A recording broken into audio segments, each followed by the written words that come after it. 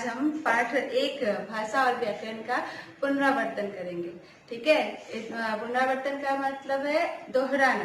ठीक है, तो आज हम पाठ 1 भाषा और व्याकरण को दोहराएंगे। तो आपको पता है अप्रैल मंथ में हमारा ये पाठ चला था भाषा और व्याकरण, तो उसी के आधार पर मैं ये वापस से शुरू कर रही हूँ ताकि जो कमजोर बच्चे हैं, जो पढ़ने में बहुत ही कमजोर है, उन्होंने क्या समझा, क्या सीखा, वो थोड़ा जानना है। इसके लिए आज वापस से ये पाठ को इन शॉर्ट हम समझेंगे। ठीक है, तो सबसे पहले भाषा क्या है और व्याकरण क्या है। तो सबसे पहले भाषा ये है जो हम मन की बात दूसरों तक पहुंचाते हैं और दूसरे उसे सुनकर समझते हैं और फिर उसके बारे में हमें बात करते हैं, वो हमारी भाषा है।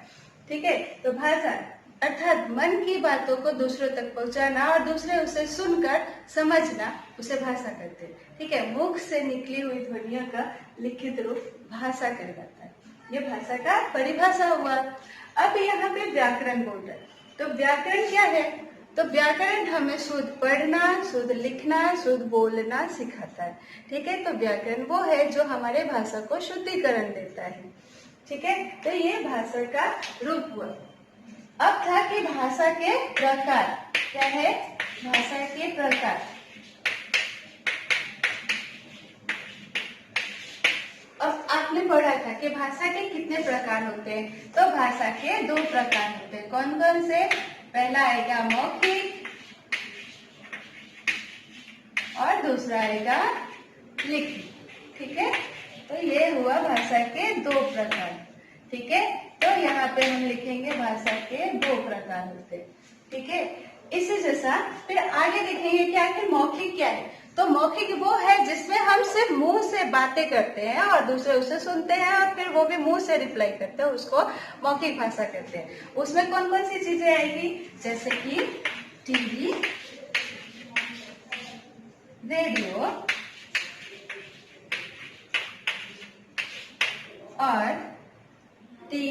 और फोन, ये तीनों चीज जो है वो हमारी मौखिक भाषा के अंतर्गत आती है।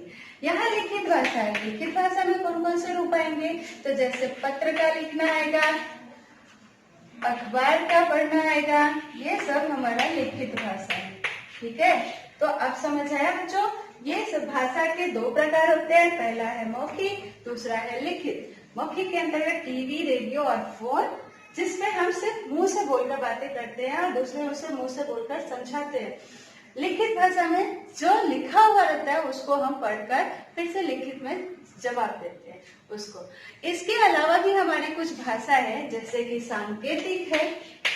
इसको कब प्रयोग किया जाता है वो हम जानेंगे।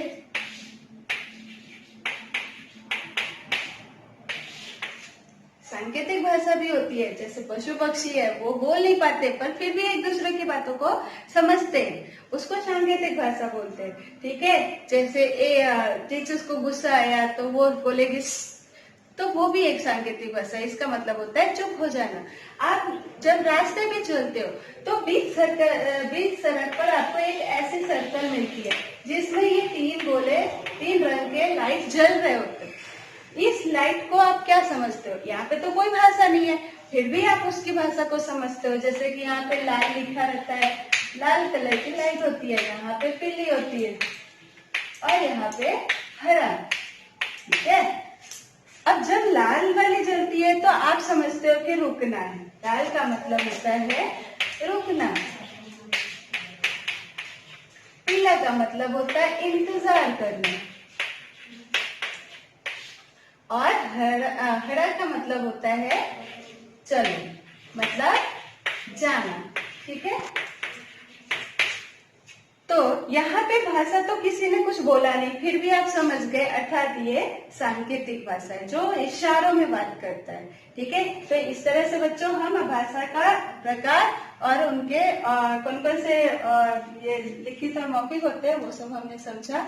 आगे हम जानेंगे भाषा के कौशल।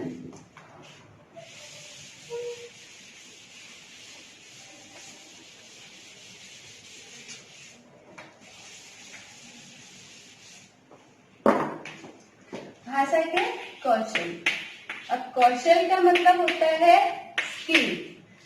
स्किल, ठीक है। कौशल का मतलब होता है स्किल, तरीका, ठीक है। तो भाषा के 4 स्किल्स होते हैं। कितने होते हैं? 4 प्रकार। 4 प्रकार होते हैं। अब वो कौन कौन से हैं तो देख लेते हैं। पहला है सुनना, नहीं, सबसे पहले आएगा बोलना, ठीक है। बोलेंगे तभी तो सुनेंगे ना, तो सबसे पहले बोलना आएगा, फिर सुनना आता है, ठीक है। फिर पढ़ना आएगा और फिर लिखना आएगा, ठीक है। जब पढ़ते हैं तो फिर उसको हम लिखते भी। इस तरह से भाषा के 4 कौशल होते हैं। इसके बाद बच्चों हम शॉर्ट में जानते हैं कि बोली किसे कहते हैं। तो क्षेत्रीय भाषा को बोली कहते हैं। जैसे कि किसी भी राज्य में, जैसे गुजरात राज्य है तो गुजरात राज्य में गुजराती बोलते हैं, उसको मातृभाषा भी बोलते हैं और क्षेत्रीय भाषा भी बोलते हैं, ठीक है। महाराष्ट्र में मराठी बोलते हैं तो उसको क्षेत्रीय भाषा मराठी। अब हम आगे जानते हैं कि व्याकरण क्या है। तो व्याकरण जैसे मैंने आपको बता दिया कि व्याकरण जो है वो हमें शुद्ध बोलना, शुद्ध लिखना, शुद्ध पढ़ना बताता है, अर्थात वो हमारे भाषा का शुद्धिकरण करता है, इसलिए वो व्याकरण कहलाता है, ठीक है। अब हमारे राज्य में कितनी भाषाएं मानी गई है, मतलब भारत देश में कितनी भाषाओं को मान्यता मिली है। तो भारत देश में कुल 22 भाषाओं को मान्यता मिली है और हमारा राष्ट्रभाषा जो है वो हिंदी है, ठीक है।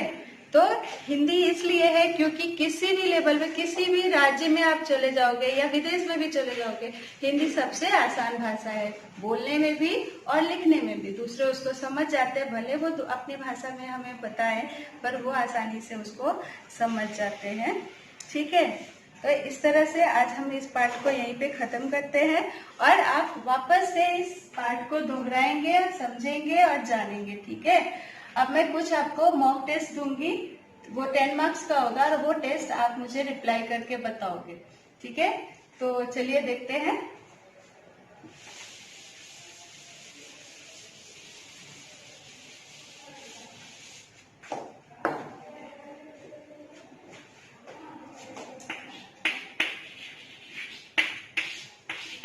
अच्छा, तैयार है ना टेस्ट के लिए?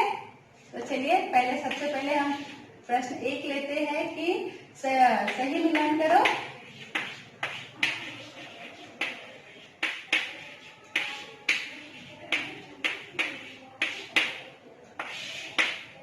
ठीक है, तो सबसे पहले हम ले लेते हैं भाषा और उसकी लिपियां।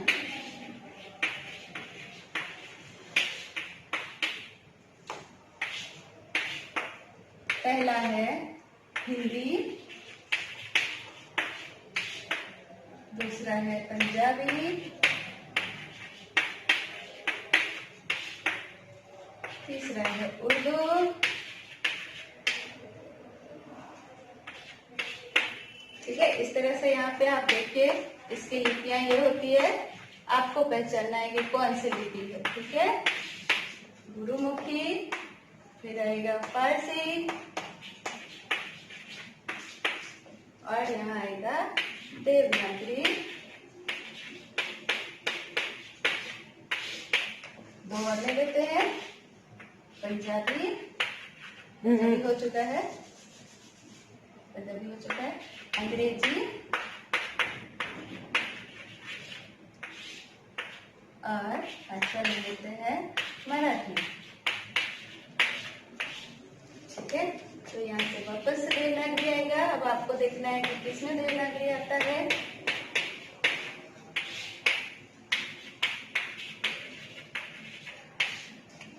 तो आपको ये 5 मार्क्स का टेस्ट है, आप ये पूरे टेस्ट देकर इसको सही मिलान करेंगे। पहला है हिंदी, पंजाबी, उर्दू, अंग्रेजी और मराठी। नेक्स्ट है गुरुमुखी, फारसी, देवनागरी और रोमन। आप इस टेस्ट को मैच कर मुझ तक भेजेंगे और मैं बताऊंगी कि आपने पाठ को सही से समझा है, सीखा है या नहीं। ओके, बाय बाय बच्चों, धन्यवाद।